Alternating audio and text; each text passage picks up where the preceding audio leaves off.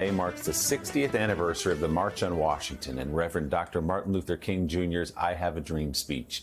As many as 250,000 people gathered on the National Mall on this day in 1963. In honor of that moment, thousands gathered on the National Mall on Saturday, including Dr. King's family and a number of civil rights leaders. We need us all to be engaged. Dad would probably say, now is the time. We must preserve, protect, and expand democracy. The dreamers will win. The dreamers will march. The dreamers will stand up. Black, white, Jewish, LGBTQ. We are the dreamers. We're the children of the dream. Let us march in the name of the dreamers. As we remember and honor the lives and legacies of those who forged the path that we walk towards acceptance and equal rights, we would be remiss if we did not also honor and acknowledge the Black LGBTQ history and undergirding of the march. If you're a young woman like me, you could have fewer personal rights. And no matter who you are, you could be less safe from random gun violence and irreversible climate change. That's why I believe that my generation will be defined by action, not apathy. That's Yolanda King, the 15-year-old granddaughter of Dr. King. Joining us now, the CEO of the Anti-Defamation League, Jonathan Greenblatt. The ADL was one of the organizations that participated in Saturday's march. Also with us, Pulitzer Prize-winning author, presidential historian Doris Kearns Goodwin. Good morning to you both. Jonathan, we saw you there marching right next to Reverend Sharpton over the weekend. Tell us why it was so important, you believe, to have your organization, the ADL, as part of this commemoration. Well, Willie, I'm so glad you asked, and this is a powerful way to start the week, because the truth is that 60 years ago, my predecessor, the man who had this job, Ben Epstein, was there at the Lincoln Memorial standing with Dr. King. And ADL had marched with Dr. King years before, and then years later in Selma, ADL was there. So it was important for me to be there to honor that legacy. But I got to say, Willie, what really stands with me and sits with me this morning is, you know, the Rev said this is a continuation, not a commemoration. And while we marched, the shooting took place in Jacksonville. Just as, 60 years ago, after they marched, there was the bombing of the church in Birmingham. So the fight against hate, this battle isn't just a battle for black people. It's a battle for Jewish people. It's a battle for all of us, because the hate that's coming for them is also coming for us. So for me, it was crucial to be there to honor the legacy and to also be clear about the fact that the fight continues and we're all in this together. Jonathan, Al Sharpton, one of the things that I think was so important about Saturday as we gathered is not only were the numbers even more than we had put on the parks permit, but it was diverse. A lot of people from different races and backgrounds came.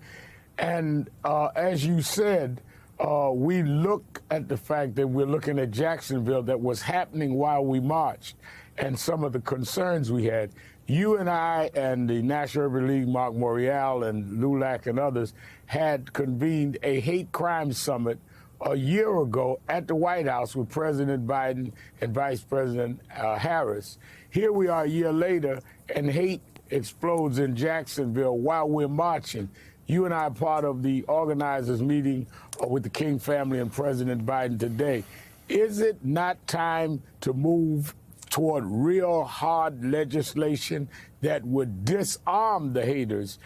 If we can't stop the hate, we can at least take the kinds of weapons. Let's not forget this guy in Jacksonville targeted blacks, but put a SWAT sticker on the ammunition, which is blacks and Jews. You and I may not agree on everything. I'm sure members of your board and my board don't agree on everything.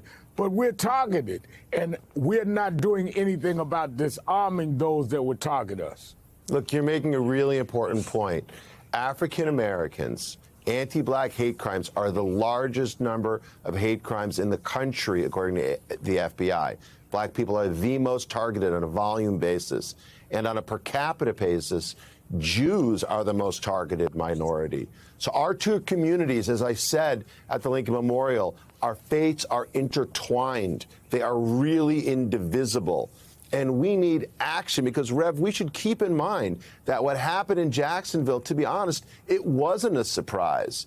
Yes, there's a through line from Charleston to Charlottesville to El Paso to Pittsburgh to Buffalo and now to Jacksonville. But it's also not a surprise because if you look at extremist-related murders over the last decade, 75% of them have been committed by right-wing extremists. And look, there's hate on both sides. No one political party has a monopoly on morality.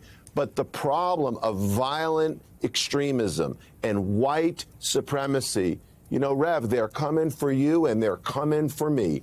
And we have going to talk to the president today and demand the kind of action to finally deter and stop this kind of madness before it spreads even further. Doris, talk about something you've been thinking about, which is the importance of a kind of sense of community and collective consciousness. You know, I think most people from the outside would look at America in the late 60s and think that was a time of enormous tumult and lack of sense of community. But actually, if you look at trying to get common action today, the country is so divided and so polarized, it's hard to see how America comes together on almost anything, but particularly on the big issues that we've been talking about this morning.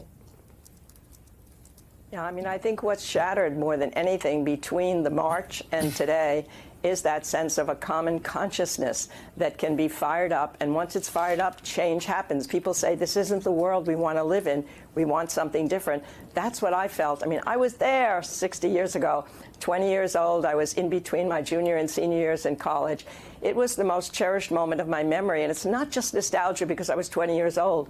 It was really the first time I ever felt that I was involved with something far bigger than myself. The first time I ever felt that I was involved with something that could make a difference in the country. You know, but what's important to remember, we in history recognize that we know that march ended up well. 250,000 people, not a moment of violence. At the time, people were so anxious in those weeks before. I remember in Washington, a state of emergency had been set up that day. All hospitals were not to do elective surgery. They expected so many casualties. The baseball game was canceled. Bars were closed. Liquor stores were closed. The buses that came in had to leave that night. There was such a fear of violence. What an incredible job A. Philip Randolph and all those people did to organize it so well. Even JFK was worried about the march. He had introduced a civil rights bill earlier that summer, and he was afraid it was ill-timed. And I remember this meeting, I heard about this meeting where Martin Luther King said, you always say that things that I'm involved in are ill-timed. And I think actually this timing is really good because it'll show the country what we're fighting in the South. And I remember when I got there, I was given a round pin that said, March for Jobs and Freedom. And then I had a poster, which is perfectly suited for what we're talking to today about the ADL and the black community. Mine was Catholics, Jews, and Protestants Unite for Civil Rights. And all those people there, just looking at them, there was a sense of community. Of course, I remember Martin Luther King's speech. But even more, I think I remember at the very ending of the march, we all held hands and we sung, "We shall overcome together." There was that sense it wasn't black, it wasn't white, it was all of us together as part of America. And you're so right, that's what's been shattered today. And how do we get that back? I mean, look what happened after Birmingham when Bull Connor sent those dogs against the Children's Crusade in 1863. It fired the conscience of the country. It helped to lead to that Civil Rights Act. When the troopers in Selma came against the people marching peacefully on the bridge, that helped to fire the conscience, and the Voting Rights Act was passed. It's that conscience we need to get, that sense of community once back again. If we have that, we can move forward. Without it, we can't. Doris, how lucky for us to have a first-person account of the March on Washington from you this morning.